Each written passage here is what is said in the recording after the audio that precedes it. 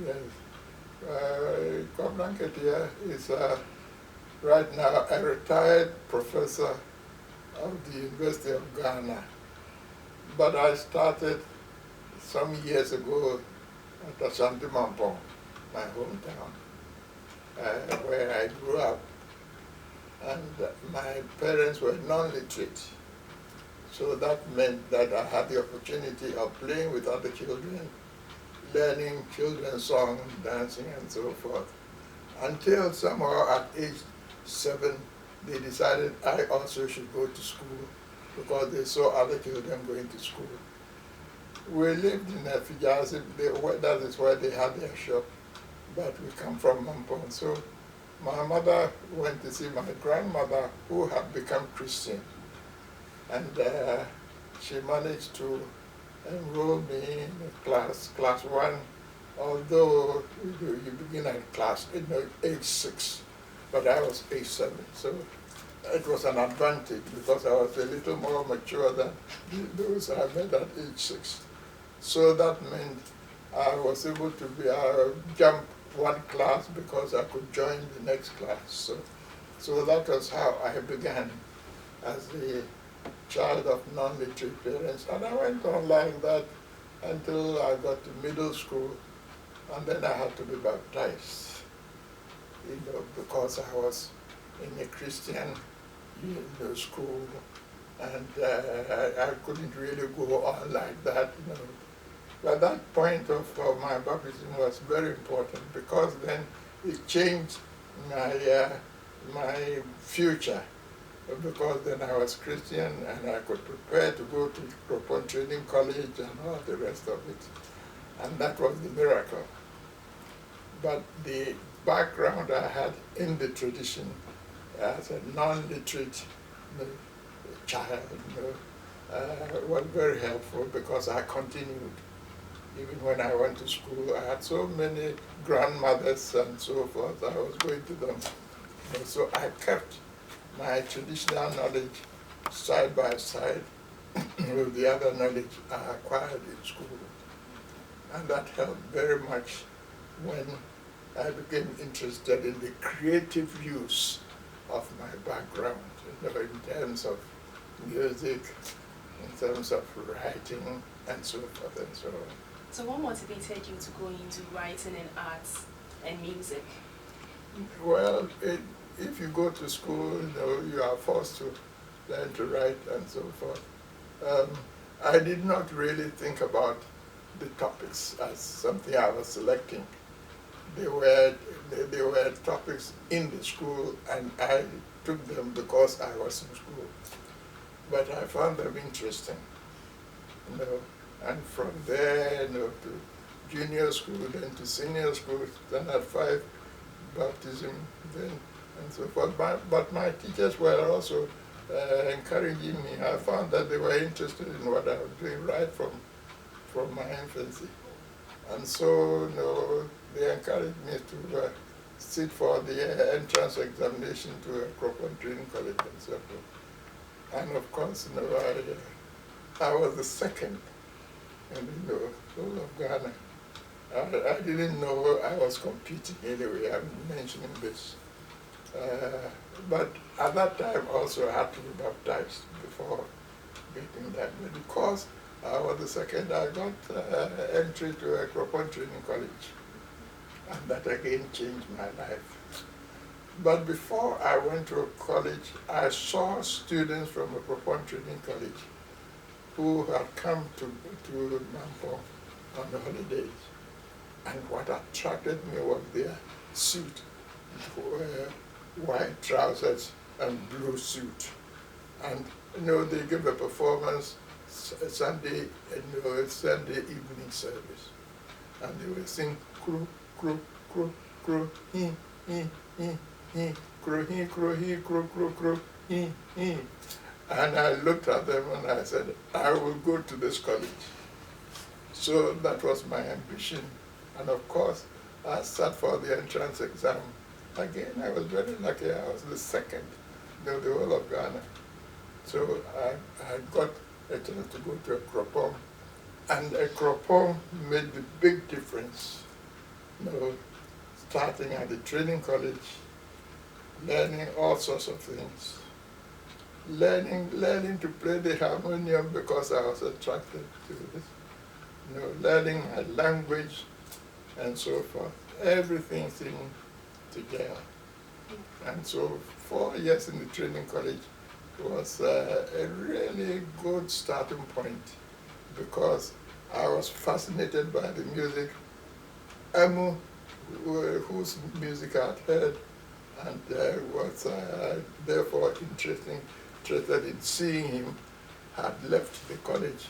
He had been dismissed for being too African, wearing clothes and so forth. And somebody else, Reverend Danso, had replaced him. But he had learned from him, so I could learn some of the things that I did also from him. And that really gave me a very good footing, at the college. Right from the growing code, I found that it was written by somebody called Emu. So if you learn how to write music, you can also compose like Emu. But Reverend Danso was the person who replaced Emu. So he became my image. And he, found that I was musical, so I was assisting him. And then one day he asked me to write a song, to teach the singing band. I always go with him.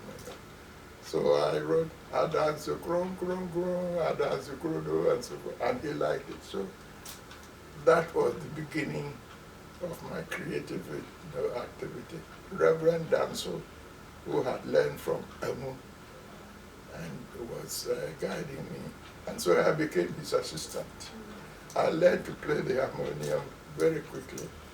I was playing for student service and so forth. And so, yeah. Did you ever meet Emu? Emu? Did I ever meet him? Yeah. Indeed, I met him. Oh, okay. After I'd been through the Danso course.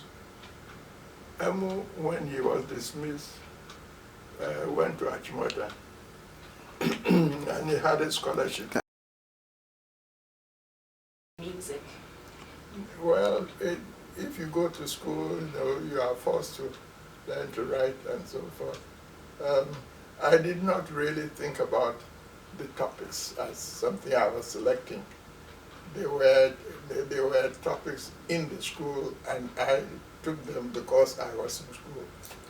But I found them interesting, and from there, to junior school, then to senior school, then at 5, baptism, then and so forth. But my teachers were also encouraging me. I found that they were interested in what I was doing right from my infancy, and so they encouraged me to sit for the entrance examination to a proper training college and so forth.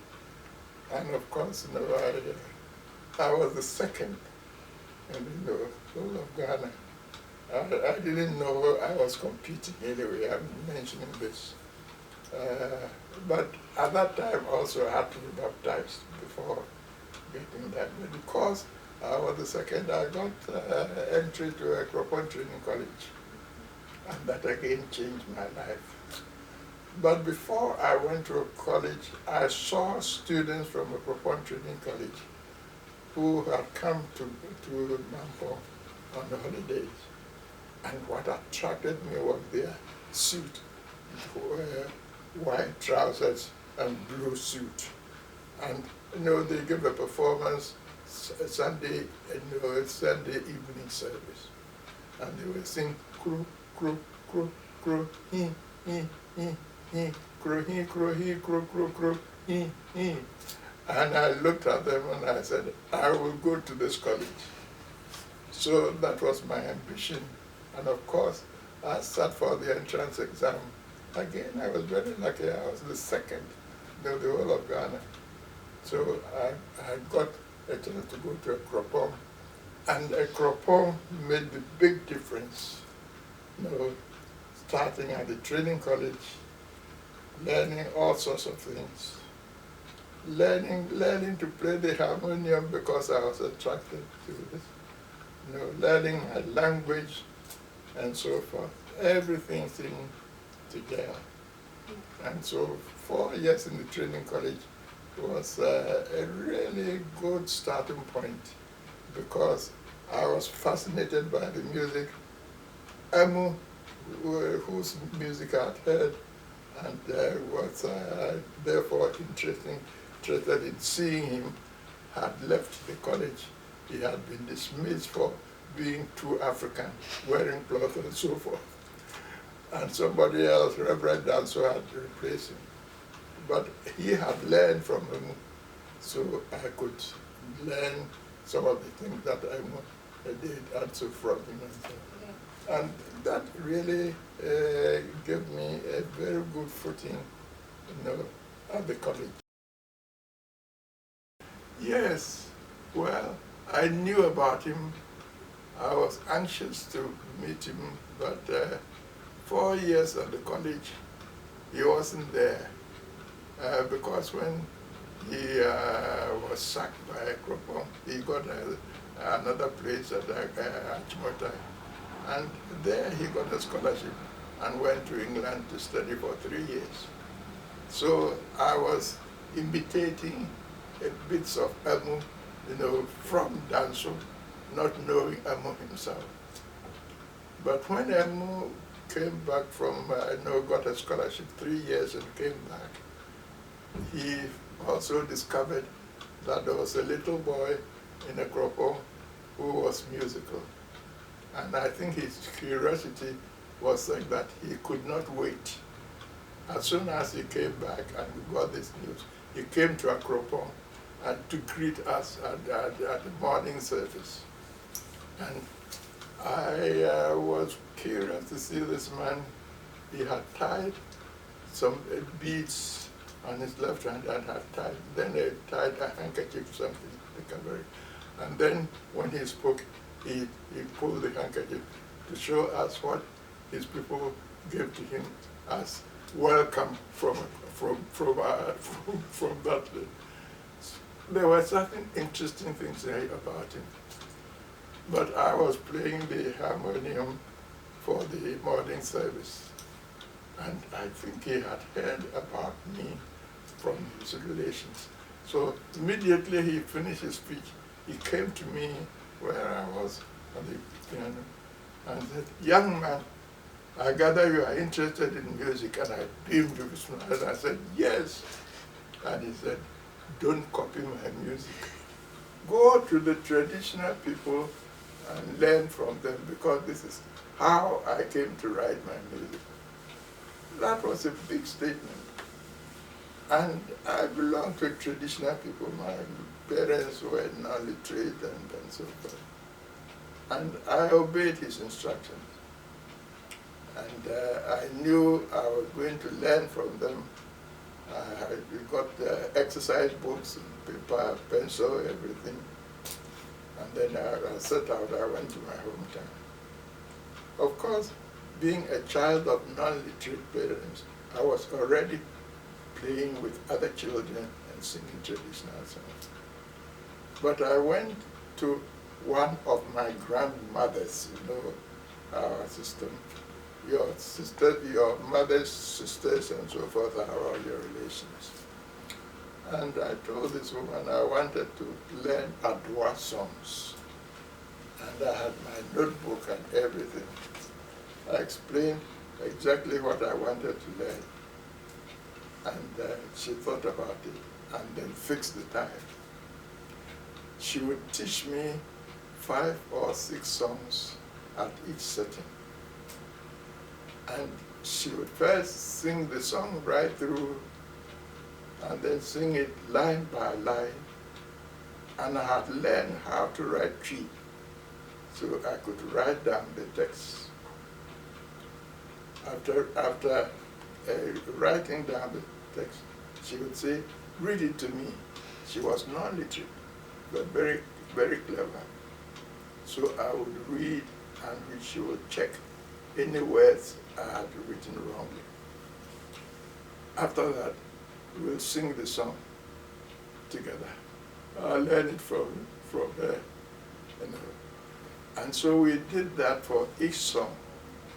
But the thing that really helped me was that she was also eloquent about certain things. For example, she told me, this is Ofre. When I sing the song Ofre, then the chorus Nyiso, so call and response. And then she will say, when they are singing the song, sometimes I will interrupt them. I will sing on top.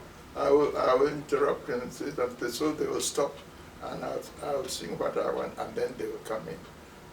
That is in Tumu. But also when they are singing, sometimes I can sing on top of the chorus. This is in Tuswo. Wow. You see, she was non-literate, but very good sensitivity. And she was teaching me these things. I didn't know at that time that these were important theoretical things that a person needed to know. But anyway, that's one part of her story.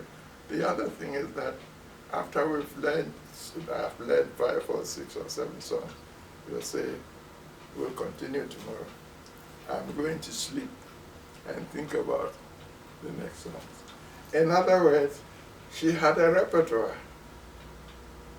unwritten, non-literate, but she knew what she had selected to teach me the first day. Then when you go, she will continue. And then now and then she will tell me, you know, these songs are the songs for the ordinary people, but we also have songs for the chiefs. Every chief who comes to reign has a set of songs for him. So I was introduced to the king list.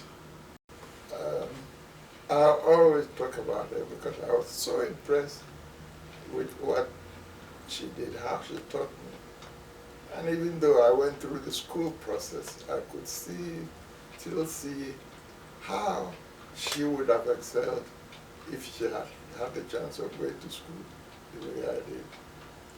But, and her lessons were very important, you know, because they helped me to organize my thoughts. And when I started continue the research, I knew what questions to ask and so forth whenever I do.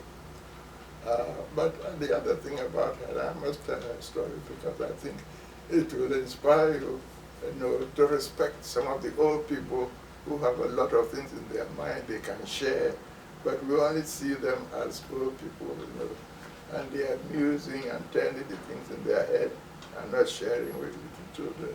But fortunately, she did. And another thing I learned from her was that they will create not only songs for the chiefs, but sometimes they will create a song for individuals. And she gave me one instance where the Mampo people had a civic problem, and some people left the town and settled somewhere and came back. So those who left, I think they were away for 7 years or so. When they came back, the leader of the group, you know, thought she would be given a position, and she wasn't. So he was a little peeved by this. But she went to my grandmother and composed a song and asked her to learn it and teach the Adua people. Yei ma yo Yahweh, they are praising me. You know, I took my people over there and brought them back. And this is my way. And then, so I learned a little bit about how they compose music. So I have various stories I could tell about her, but I think this is enough to show how non-literate people who carry our traditions in their head store the materials and could share them with us if we approach them and ask them, what they know and so forth and so on. And in addition to what they did, the people in the town also created their own music and dance. And to be a member of the community, you must know how to sing and must know how to dance. And you enjoy this with your group and so forth. Even when we were little children, we had our own little things that we could do. Siosi, stone throwing. Siosi, sekyo, don't set your mama for good. Obo si mi amesu, obo abedre si mi amesu. Asa pada pesun pago do. I jump be, I am away. I sample baby, and so forth. Now these are children passing on the stone, So there are things in the community that are also organized, passed on from generation to generation. There is a system. We should not think that traditional society is just haphazard, well organized. And there are things they do, that they learn, that they teach the other people informally, and so on. Everything that I did my research into showed that even mourning people are dead people, you had delegates for particular families and so forth and so on. Things were very orderly. So that was something I learned from my grandmother, and which I pursued even as an academic, because if you follow that, you are able to understand the system in the traditional society. Now, when you understand your traditional system, then you know how to move from there into the present era of global things and so forth and so on. So the traditional foundation is very important. It is so in every culture, and it is the privilege of various generations to build on the past experience of previous generations. Colonialism interrupted this at some point, but those who were not in touch with the colonial thing kept the traditions. And so we still have a lot of our traditional things still intact, fortunately. And our job is to go and learn those traditions so we can use them in contemporary context. Learn how they did it so we can do similar things, and maybe do a little more than they did and so forth. That is the challenge. Well, some people are following the tradition. Others, of course, are attracted by new things from elsewhere. It is to be expected. And there are people who are looking at both the tradition and the new things and finding out how they could use the tradition in a new way. Recreating your traditions is a very important part of history. So even if you look at the traditional societies themselves, just as I was saying, whenever you had a new chief, you had also a new repertoire. It means creativity or something that goes on. And each generation learns how to create. So when we go to school, we are a little bit cut off from the process, but we can go back to our people and learn from them and continue. Let me find out if the international market wants it. You can't package something and give it to people who don't like it. But of course, people in the international market are curious. Curiosity, what are they doing? How do they do it? So they become interested. But what I'm interested in is not the international market. How our old people, young people, become interested in our tradition and learn the traditions so they can build on it. Every society builds on the experience of its forebears. And that is the big challenge for those of us in Ghana.